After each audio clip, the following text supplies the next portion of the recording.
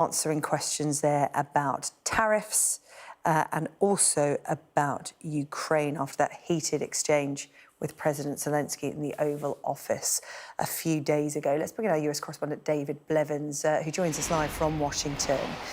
And David, we haven't heard from President Trump over the weekend, and there was a lot of activity between Zelenskyy and European leaders after that feisty exchange in the Oval Office. This was our first opportunity to hear from the President. What do you think we got from him on Ukraine? Well, he had some very angry words about President Zelenskyy and Ukraine in terms of Truth Social, his post there earlier. The tone when he found himself in front of a camera, I suppose, was a little more moderate, but the content didn't change. He talked about needing President Zelenskyy to be more appreciative to the United States. And he also said that it was difficult when somebody doesn't want to end the war. He said Russia did want peace and that the people of Ukraine want peace. So he's clearly still referencing Volodymyr Zelenskyy in that remark. He also talked about how important it was for the minerals deal to be done. He said it was a good deal for Ukraine, and then incorrectly again stated that the United States had contributed $350 billion in war aid. Realistically, it's more likely to be around $150 billion.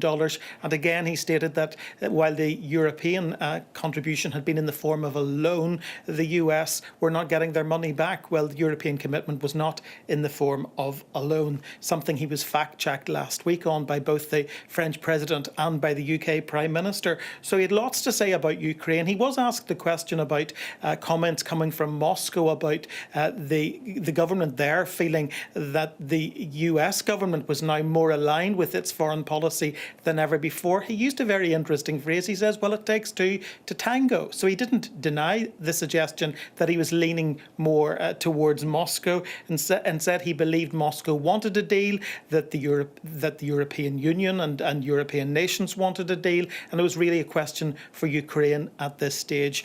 But I think, Sarah-Jane, perhaps the top line from the comments in the last few minutes related to the tariffs issue. We now have confirmation finally that the 25% tariffs he's been threatening to impose on Canada and Mexico will indeed take effect from midnight Eastern time tonight, so that's 5 a.m. where you are, and that an additional 10% in tariffs would be imposed upon China at the same time. When asked if there was any room for further negotiation, because of course he had paused the tariffs briefly, he said no more room. Yeah, no more room. And he also said he didn't think China would retaliate too much. Just one final question while we have you, David, on Ukraine. Zelenskyy has said he's willing to return to Washington to speak to President Trump. What do you think the next steps are here?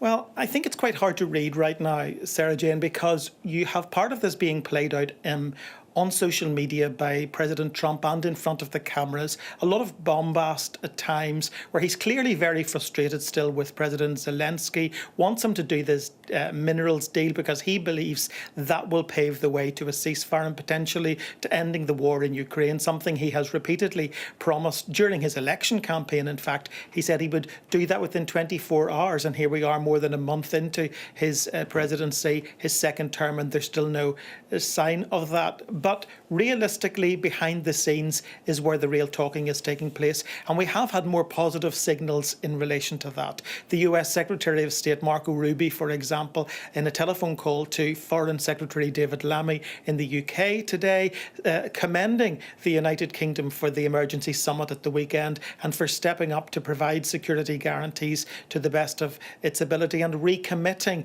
the United States to seeking to negotiate an end to this war.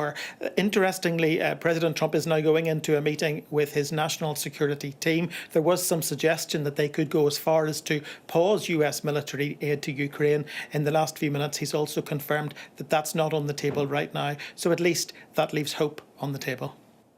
David, thank you. David Blevins following events for us live from Washington tonight. Let's speak now to John Herbst, former US ambassador to Ukraine, who is now Senior Director at the Eurasia Centre at the Atlantic Council. Good to have you with us this evening. You'll have been listening to Donald Trump's comments there, his first on camera since that fiery exchange with President Zelenskyy in the Oval Office, and of course all the movements with European leaders and Zelenskyy over the weekend. What did you read into Donald Trump's mood there? I mean, he seems to be painting Zelenskyy as the man who wants to stand in the way of peace. He said on Zelensky's comments about peace and an end to the war being far, far away, he said he'd better not be right about that. And he kept referring to someone. Someone doesn't want to make a deal. Okay, look, I believe the key to what's going on here, the sharp criticism by President Trump of President Zelenskyy may have been revealed in I think it's something he put out yesterday, which was the effect that, perhaps the clash in the Oval Office on Friday was a ploy to get Russia to the negotiating table.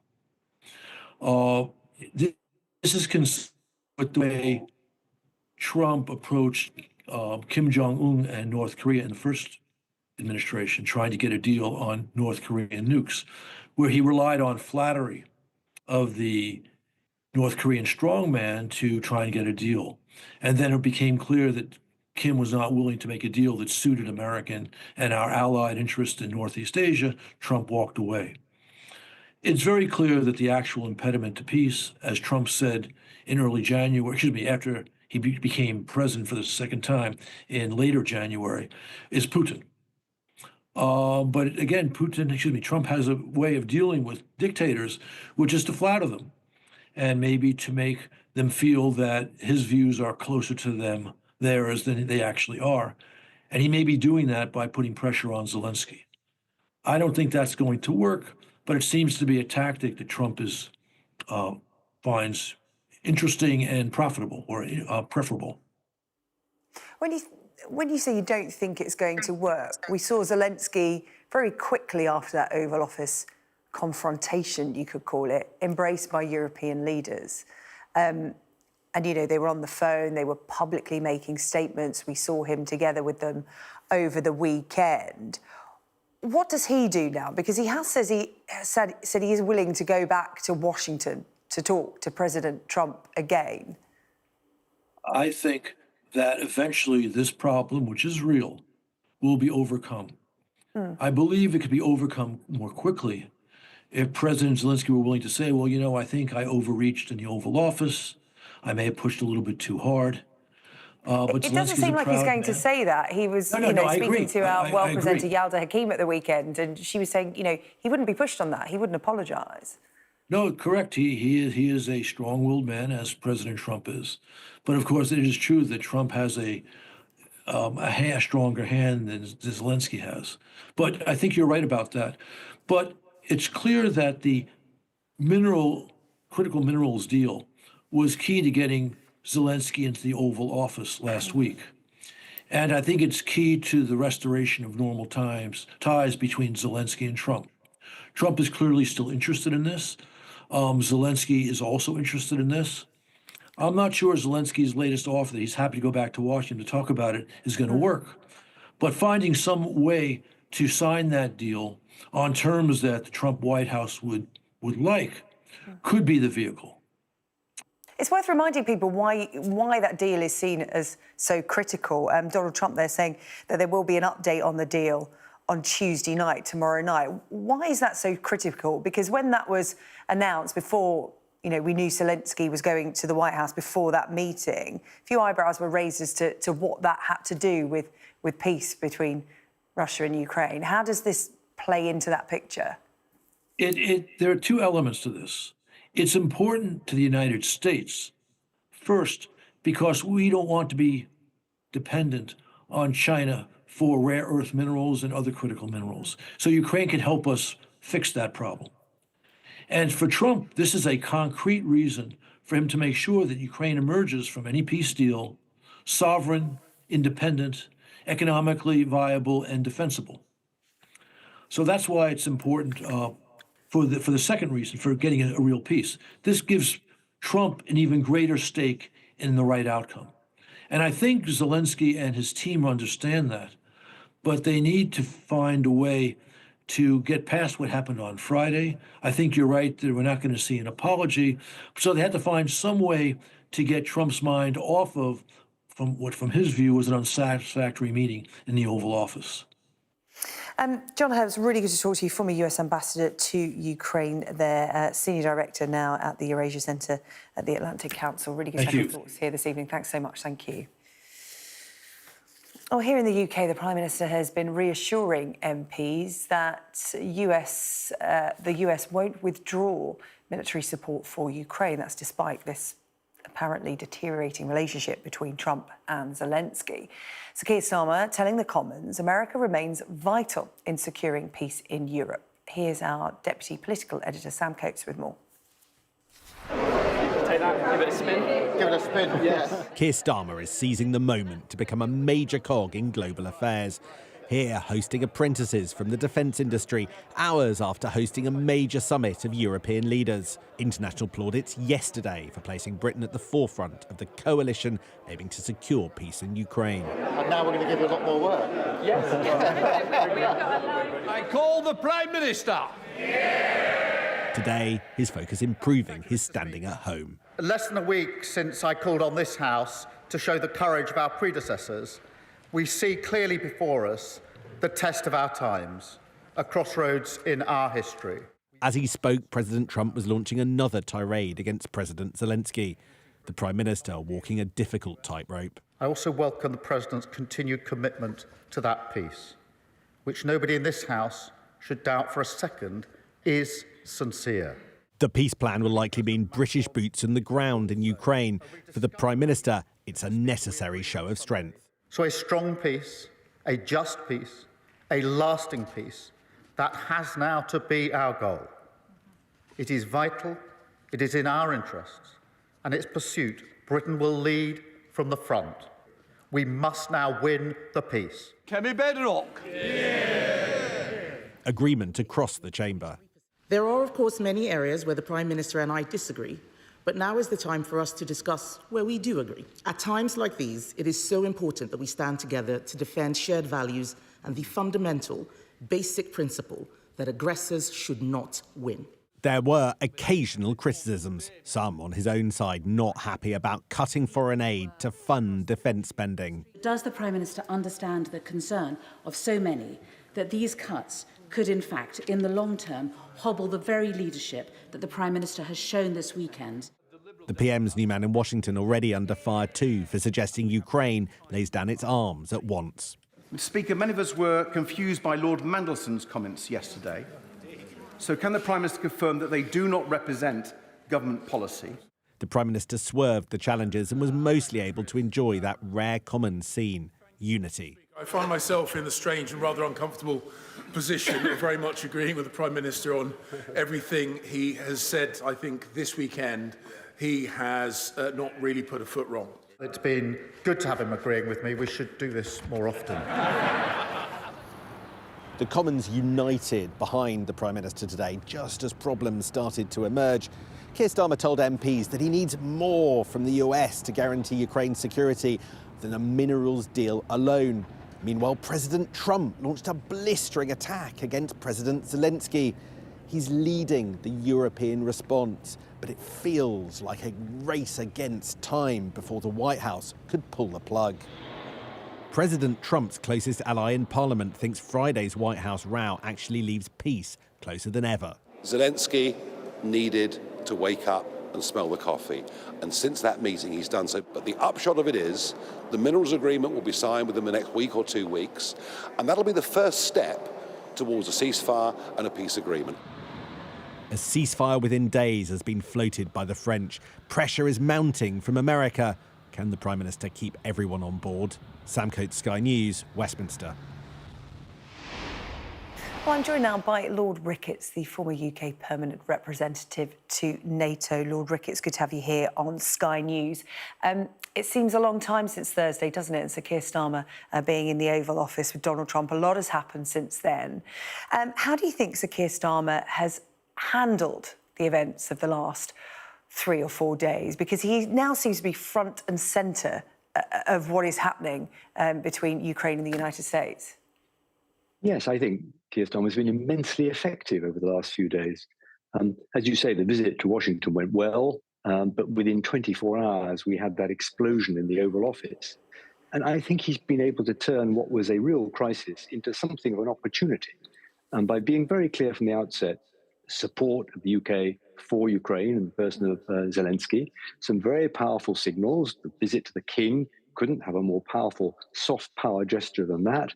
The extra money for arms, and then this very effective collection of European countries, all standing with Zelensky.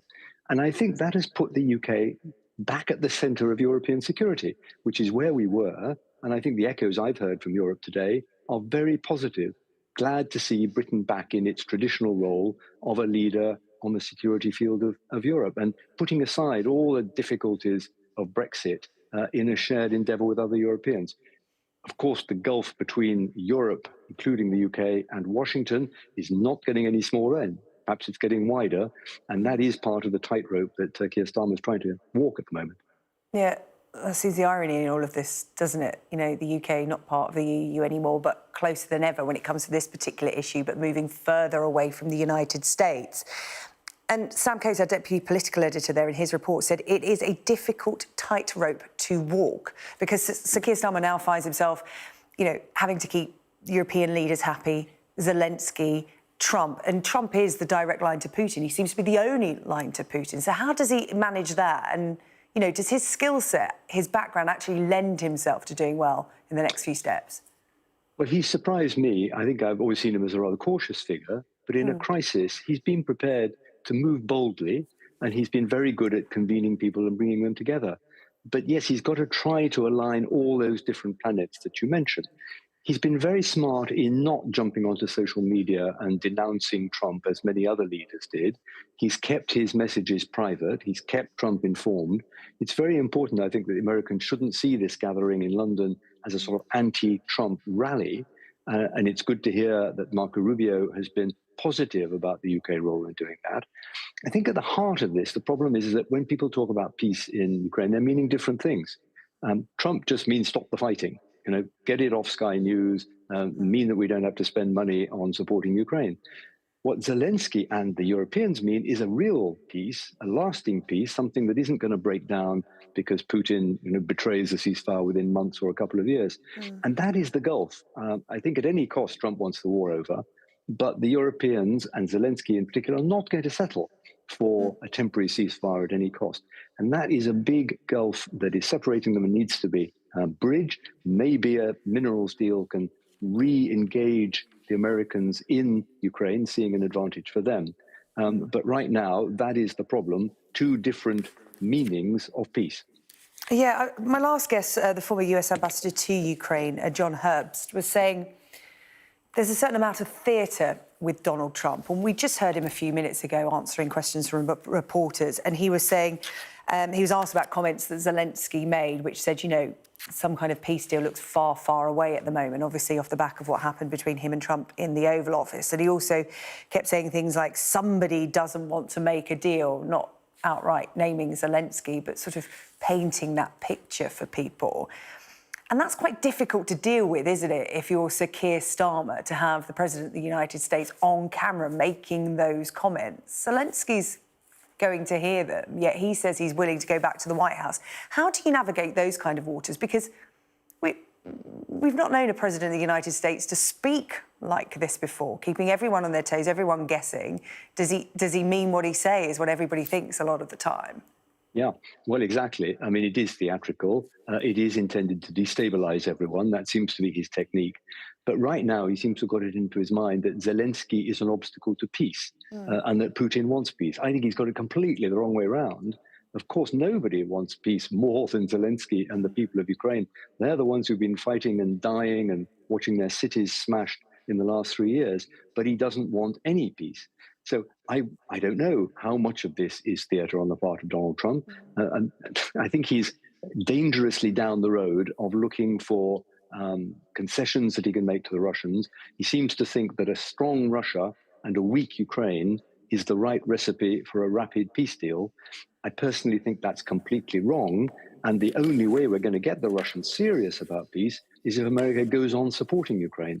And it's good to hear that they're not cutting off arms right away. It's vital that the Europeans increase a lot what they're doing. But unless Putin feels under pressure from a Ukraine that is still strong, he has absolutely no incentive to settle for a real peace deal, just something, that papers over the fighting and allows him to rebuild and come back another day.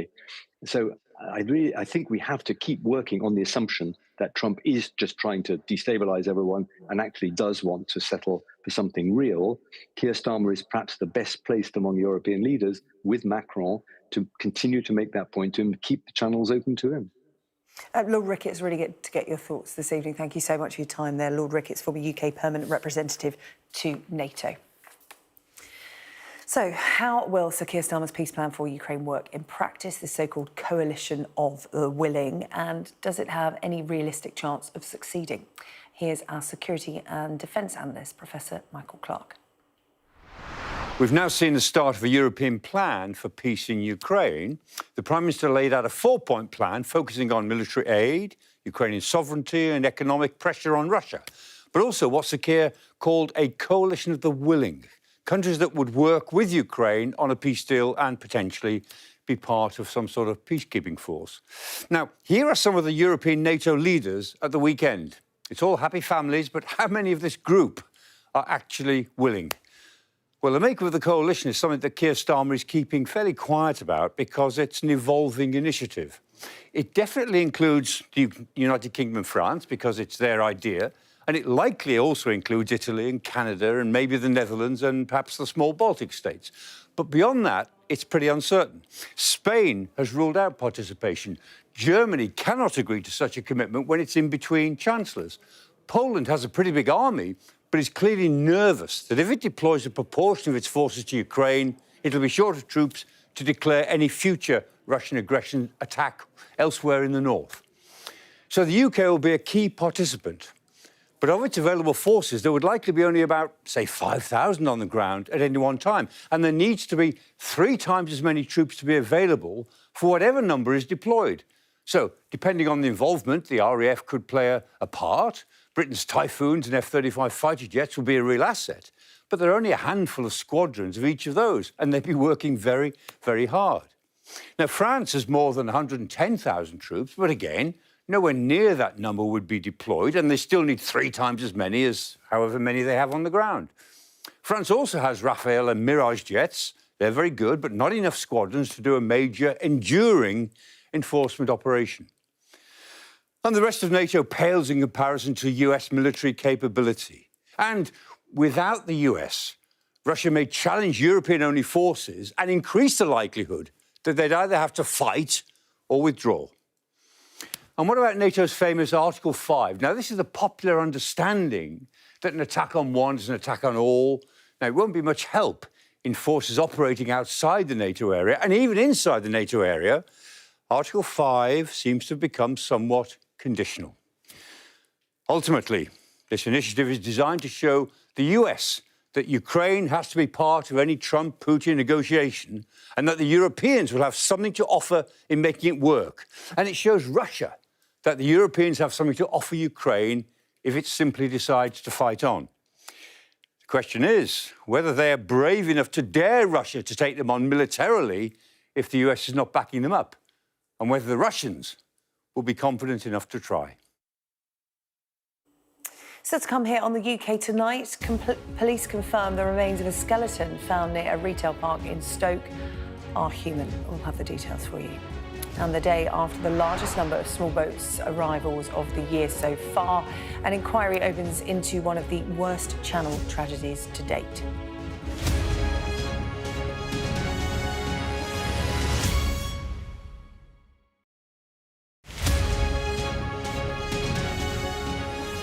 I'm Deborah Haynes, Sky Security and Defence Editor. The reality of life under Russian fire.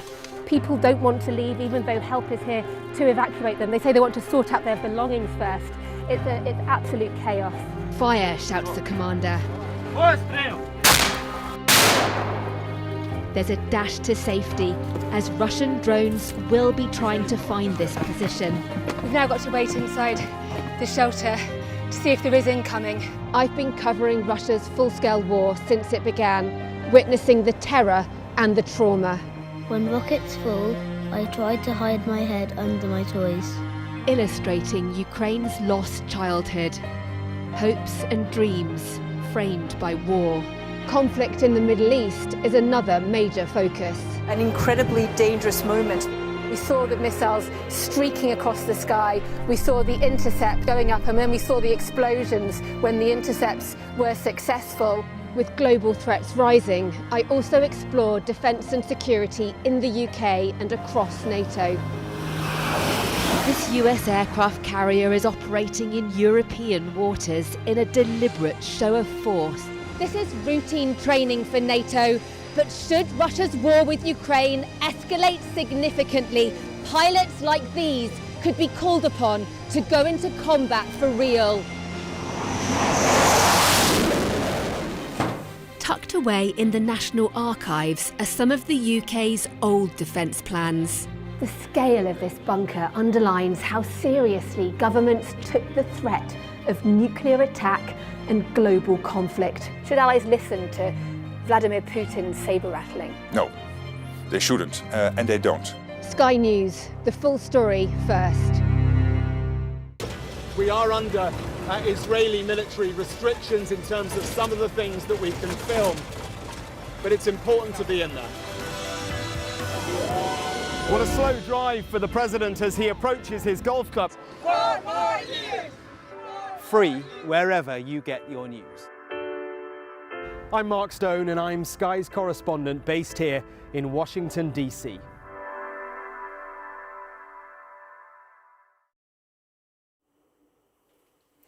Police have now confirmed the remains of a skeleton found near a retail park in Stoke-on-Trent yesterday were human. The bones were found by a member of the public on land near Festival Park. Officials are attempting to identify the remains and are appealing for more information. But police also said, whilst it was an unsettling discovery, they would be maintaining a visible presence in the area to help allay any concerns of local residents. Nearly 600 migrants crossed the English Channel in small boats yesterday, the highest number for a single day so far this year. Meanwhile, an inquiry opened in central London today, looking into one of the most deadly incidents in the Channel, when at least 27 people died attempting to reach the UK back in November 2021. Sky's Matthew Thompson has been hearing how some of the victims were still in the water 12 hours after calling the authorities for help. It was, the greatest loss of life we've yet had in the Channel. And I suppose what we've been hearing today is the very start of the public hearings.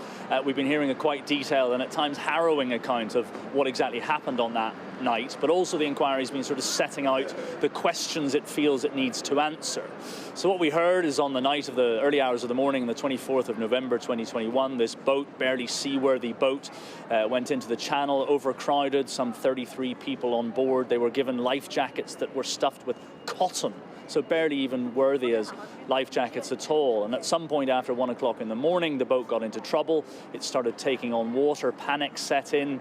A number of calls were made to the Coast Guard, including one particularly harrowing call from a 16-year-old boy who was panicked, told the Coast Guard that people were in the water, that we are finished, he said.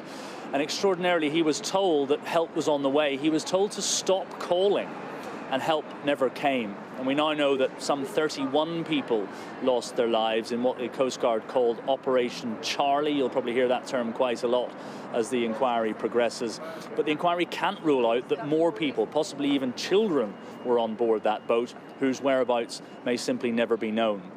And Rory Phillips KC, who's the lead counsel for the inquiry, gave this harrowing account of those people's fate as told to the inquiry by one of the 2 sole survivors. When the sun rose over the water, there were about 15 people still clinging to the remains of the boat. The bodies of their fellow passengers were floating around them. He recalled a mother screaming as she searched for her children. By this time, the helicopter had been stood down and the Valiant had returned to Dover.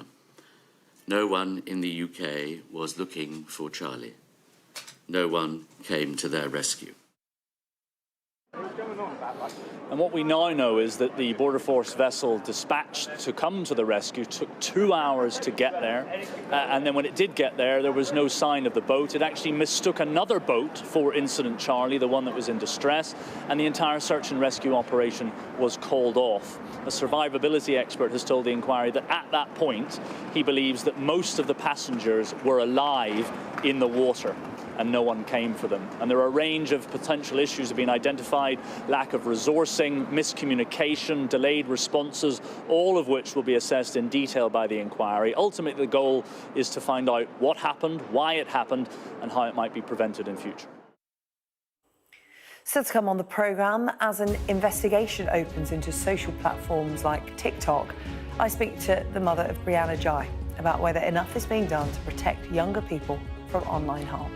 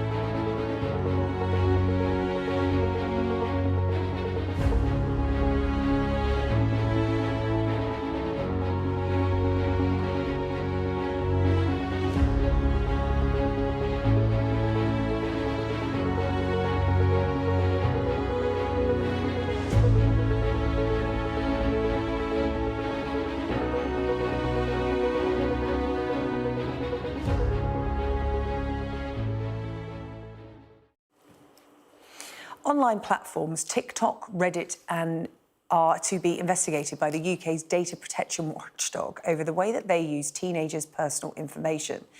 There are concerns about the way inappropriate content could be recommended for users. This is after a study showed that some teenage TikTok users were being suggested videos on eating disorders and self-harm within minutes of signing up for the sites. The social media company says it has industry-leading safety features and robust restrictions on the content allowed in young people's feeds.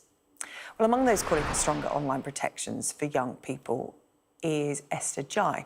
She is the mother of murdered teenager Brianna Jai. Esther has written a book where she talks about losing her daughter twice, first to her smartphone, then to her killers. I spoke to Esther earlier, and I started by asking why it was so important to tell Brianna's story. It's important for me that people know who Brianna is in like a really truthful way, and it's important for me to tell my story as a parent, because I think that there's so many parents that are struggling right now, and like this is a completely different world to the world that we were brought up in, and like so many parents that I've spoken to have said that they've got issues with their teenagers on social media and online, and how it's affecting their mood. And I think that quite often as a parent you feel alone, or you feel like you're not doing your job the way that you should be doing. And I think that by being completely honest in the book about mine and Brianna's relationship and the issues that we had, I hope that that makes other parents feel less alone. You talk about the threats that young people now face online. One of your greatest fears before her death was the harm that her phone was doing to her. Who Brianna was talking to, what was she seeing? How aware were you of what Brianna was seeing? You knew something wasn't right. Did you know just how bad it was? It was only after her death that I realised how bad it was, because a friend told me that she was accessing forums online that were encouraging her to self-harm and to have an eating disorder. And for me, as a parent, I was mostly worried, I was concerned about who she was speaking to online. And there was, I speak about this in the book, there was a time when it had gotten so bad that she changed her password on her phone so I couldn't access it, I couldn't see what was going on. But I went to the toilet in the middle of the night, and I noticed that there was a light on in Brianna's room, and I went to open the door and she was sat behind the door on her phone, and this was probably like 2 a.m. in the morning, and I ended up like getting in bed and I couldn't sleep because I was so worried.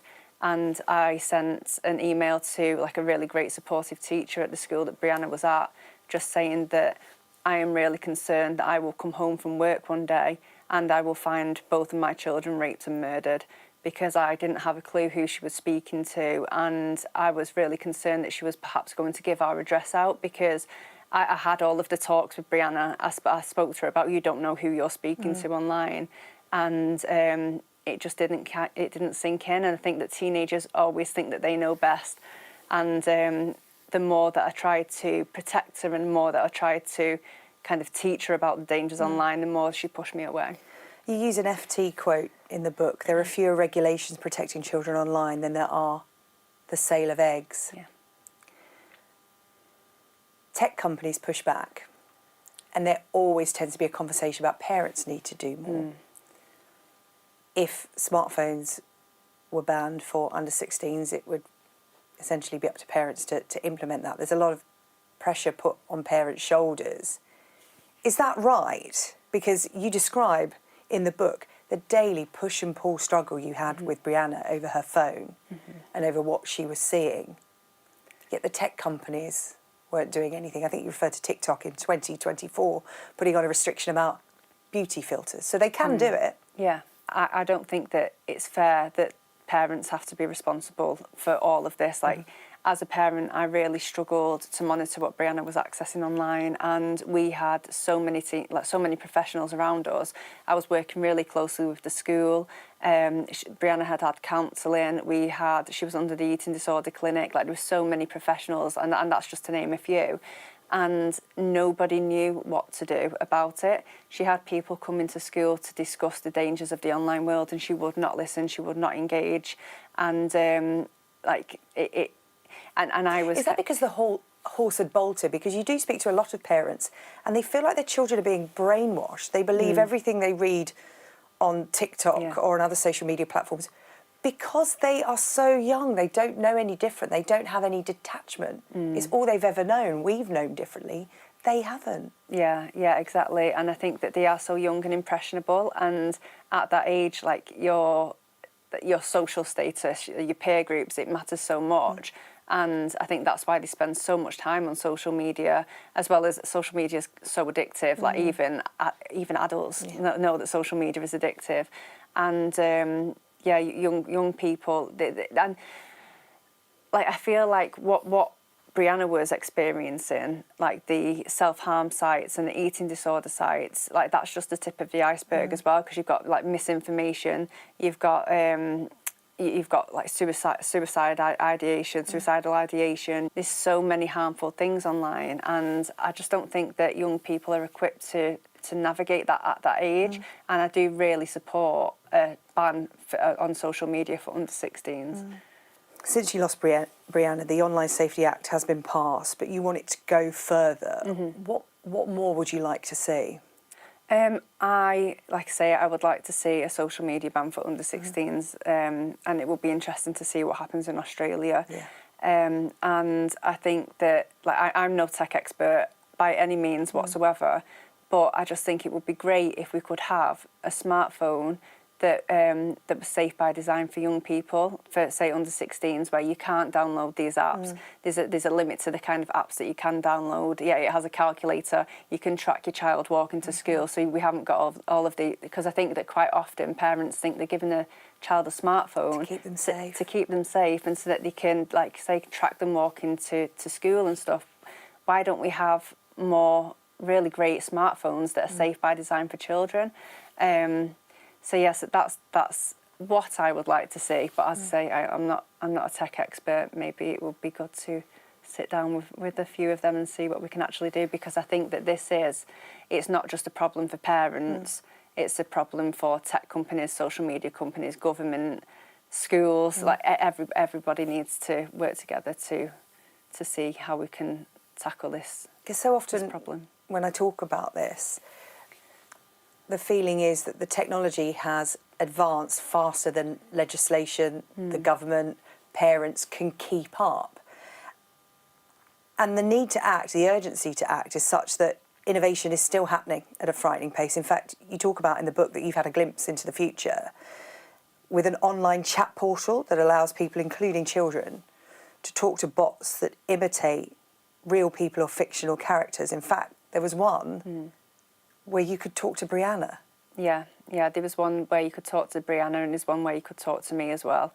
And I think Brianna's had 10,000 visits. So that's 10,000. I don't know whether it's 10,000 people or 10,000 like actual clicks on the bot. And yeah, I think that we've not even touched on AI. I don't see how we can actually manage this and how we're going to police all of this. And I think that the only way around it is to actually keep young people off it until they're at an age where they can really identify what's real and what's not. Well, according to TikTok, it provides teenage users with support to ensure that it is a safe platform, and it prevents overtly mature themes from reaching those users. The company says it was one of the first platforms to give parents tools to supervise their teenagers, and it says it removes 98% of content that violates its community guidelines before it is reported by a TikTok user. And if you've been affected by that story, you can contact the Samaritans at any time. 116123 is the number, or email joe@samaritans.org. Coming up on the UK Tonight, the sports news, exciting times at Rangers. A takeover deal has been agreed in principle with a new US investor. Details on the way.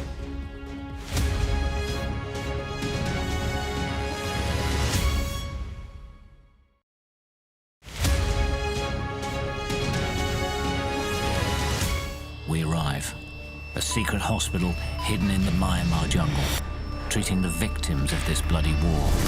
This is Myanmar today. Its military rulers don't want the world to see, but we have. I fight for my own future. I fight for my generation's future. This is an actual crime. They don't care for that. Myanmar army is only a couple of kilometers away. So this is a major humanitarian disaster.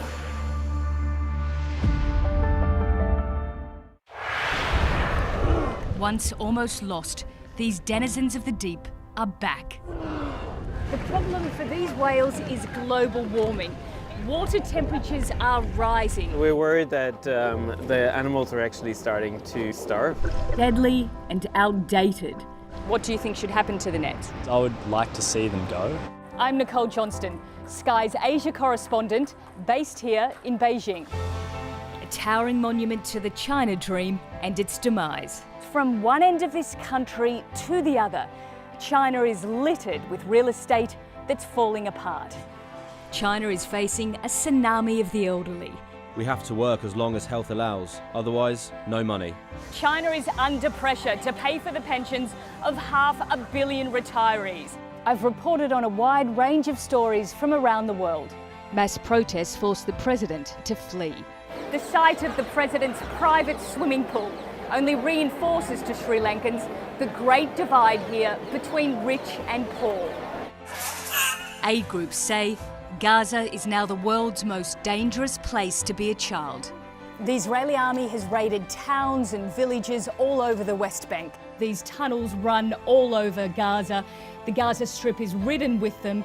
A referendum designed to unite the country has only deepened its divide. Sydney's floodplains underwater again. This is the third or fourth time in the 18 months that their homes have gone under. Sky News, the full story first. It may seem like a gimmicky toy, but it is part of the global race between the United States and China for new technology. This elite engineering designed to humour and to help us. Time now for a look at the sport with Teddy. Staying connected is vital for business. Sky Business sponsors this report.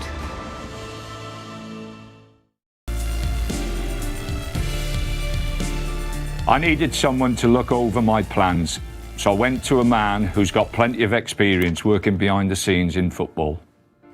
What is it you think these mentors would bring? Do you think that's going to be a difficult role? Do you think the families or the players will want to hear it? A lot of educational people coming out of college, coming out of university, are going into the system. And I have nothing against that, but that leaves a massive void of experienced ex-professional players. If you look at Sir Alex Ferguson, Ancelotti, Guardiola, Harry Redknapp, they talk about the mentors in their life. Former players will understand the difficulties that these kids will find at the back end of their time in the academy. So playing that back, people who've had experience of what it's like when you don't make it would be able to help people through that experience. I think that makes sense. What would the mentors encourage these kids to do? The mentor can be, that little bit of glue between the football club and the families. Parents give up a hell of a lot, Richard, to help the kid get to where he wants to get. And a lot of the times they are as disappointed, if not more disappointed, than what the kids are when they're released. How many mentors do you think it would be? Well, I think in the first year, you're looking at around about 90. We want to put in place a system that looks after their education and their life after football.